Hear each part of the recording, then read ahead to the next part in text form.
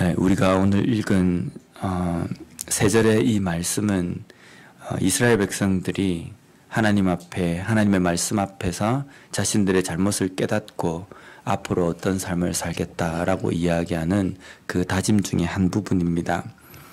28절 말씀을 보면 그 남은 백성과 제사장들과 레위 사람들과 문지기들과 노래하는 자들과 느디님 사람들과 및 이방 사람과 절교하고 하나님의 율법을 준행하는 모든 자와 그들의 아내와 그들의 자녀들 곧 지식과 총명이 있는 자들은 이렇게 되어 있는데, 여기 보면 말씀을 인봉하고 순종하기로 맹세한 사람들의 직분을 쭉 이렇게 기록하면서 제사장, 레위 사람, 문지기 뭐 이렇게 기록하면서 거기 보면 이방 사람과 절교하고 하나님의 율법을 준행하는 모든 자 이렇게 되어 있습니다. 이것은 그 직분자 말고 또 이런 사람이 있다라는 이 의미가 아니라 지금 하나님의 말씀에 인봉하고 하나님의 말씀을 깨닫고 다짐하는 모든 사람들이 이방 사람과 절교하고 하나님의 율법을 준행하겠다라고 지금 다짐하고 또 하나님의 말씀 앞에 맹세하는 그런 맹세했다라고 이렇게 지금 말씀하는 내용입니다. 당시 유다 백성들에게 고질적인 아주 심각한 문제 중에 하나가 뭐였냐면 바로 이방 사람들과의 통혼이었습니다. 이방의 여자들을 자신들의 아내로 삼기 위해서 데려오는 겁니다.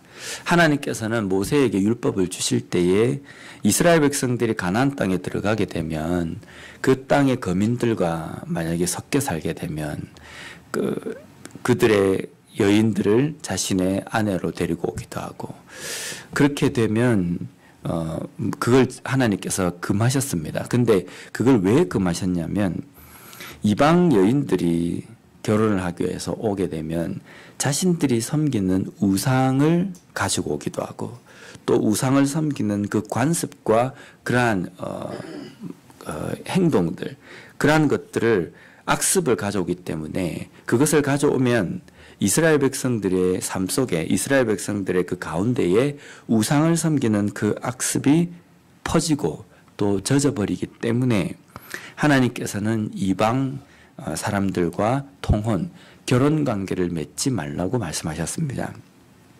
한 예로 우리가 보면은 솔로몬에게 엄청나게 많은 아내가 있었지 않습니까? 아내, 첩, 이런 여인들이 많이 있었습니다. 근데 그 솔로몬의 아내들 중에 보면 이방 여인들이 많이 있었습니다. 근데 그 이방 여인들을 자신의 아내로 삼으면서 이스라엘 백성들, 이스라엘 가운데 들어온 게 뭐냐면 우상을 섬기는 풍습입니다. 산당을 짓기도 하고 우상을 섬기는 그러한 행동들을 들여둠으로 인해서 그때부터 이스라엘 가운데에 우상을 섬기는 것이 서서히 들어오게 되었다는 겁니다. 그런 이유로 하나님께서는 이 우상을 섬기는 이 일 때문에 이방의 여인과 통혼하는 문제, 그것을 하지 말라고 명령하신 겁니다. 물론 이방 여인이 들어와서 우상을 섬기는 그러한 것들이 있다 할지라도 내가 말한 하나님의 말씀에 딱 바로 서 있다고 한다면 괜찮겠죠. 근데 그 일이, 이방 여인이 우상을 들고 오는 일이 없다 할지라도 그냥 남유다 백성들이 아니면 이스라엘 백성들이 자기들끼리만 사는 가운데에도 우상은 생기는 겁니다. 왜냐하면 사람은 연약하고 악하기 때문에 아무것도 없는 가운데서도 죄를 만들어낼 수 있는 능력이기 때문입니다.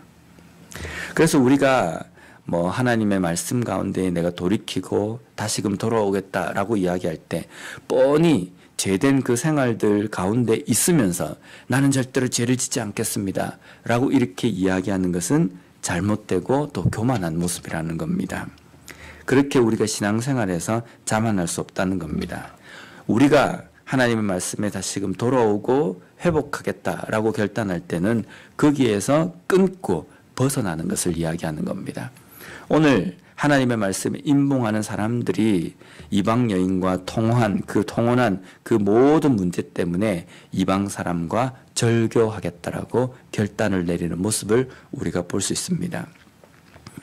그렇게 하나님 말씀으로 돌아오기를 결단한 유다 백성들은 그들로 하여금 하나님의 말씀을 떠나게 만들었던 이방과의 통혼 풍습을 끊고 다시 29절 말씀에 이렇게 또 다짐합니다. 다 그들의 형제 귀족을 따라 저주로 맹세하기를 우리가 하나님의 종 모세를 통하여 주신 하나님의 율법을 따라 우리 주 여호와의 모든 계명과 규례와 율례를 지켜 행하여.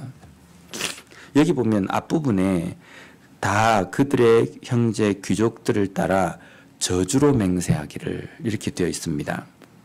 저주로 맹세하기를 라는 이 뜻은 히브리어로 우바임 빼알라 우비시부아라는 문장인데 이것을 그대로 직역을 하면 그리고 그들이 저주 안으로 들어갔으며 맹세 안으로 들어갔다.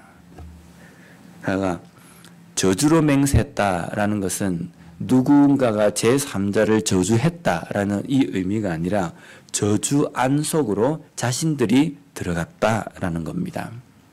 내가 하나님의 말씀을 지키지 않으면 나에게 이 저주가 있을 것입니다 라고 다짐하는 내용입니다. 이것은 단호하고 내가 마땅히 이렇게 지키겠습니다 라고 결단하고 결심하는 다짐하는 모습입니다. 당시 그 고대 근동에는 단호한 맹세를 할 때 어떻게 했냐면요. 그 짐승을 반으로 쫙 쪼갭니다. 그리고 쪼갠 그 사이로 약속을 맺는 두 사람이 그 사이로 지나가는 겁니다. 이게 어떤 의미로 이런 맹세를 하냐면 내가 당신과 약속한 것을 반드시 지키겠습니다. 근데 만약에 내가 이 약속을 어기게 될 경우에는 지금 쪼개놓은 이 짐승처럼 나도 쪼개질 것입니다. 스스로 저주를 뒤집어 엎는 겁니다. 내가 이 약속을 지키지 않으면 나에게도 이 저주가 임할 것입니다 라는 뜻입니다.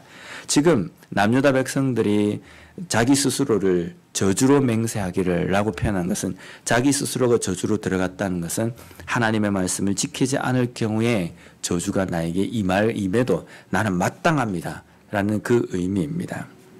지금 이 남유다 백성들의 이 모습을 보면 하나님의 말씀 앞에서 얼마나 뜨겁게 타오르는지를 우리가 볼 수 있습니다.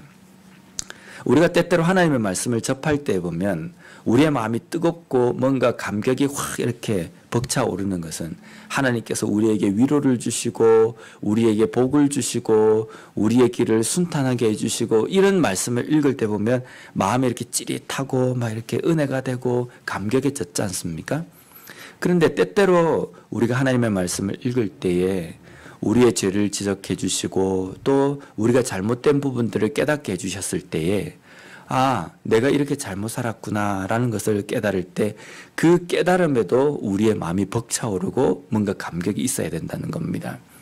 나에게 위로한 말씀뿐만 아니라 내가 잘못 살고 있는 그 모습, 그 삶을 우리에게 말씀해 주실 때에 그 말씀으로 인하여서 가슴이 벅차오르며 불타오르고 뜨겁게 내 마음이 달아짐으로 인해서 하나님 앞에 다짐하고 또 단호하게 결단하는 그런 삶이 있어야 된다는 겁니다. 이 시대에 우리가 믿을 때 대충 믿어서는 제대로 된 그리스도인의 삶을 살아갈 수 없는 시대입니다.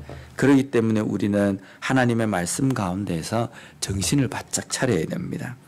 어느 시대보다 더 열심을 가지고 더 뜨겁게 더 간절함으로 믿어야 되는 이 때에 오늘도 하나님의 말씀 앞에서 다시금 우리에게 위로를 주시는 말씀뿐만 아니라 내가 잘못 살아가는 그 말씀 앞에서도 정말 뜨겁게 다짐하고 다시 한번 우리의 삶을 돌아봄으로 말미암아 단호하게 말씀 앞에 다짐하고 결단하는 그런 시간을 가졌으면 좋겠습니다. 기도하겠습니다.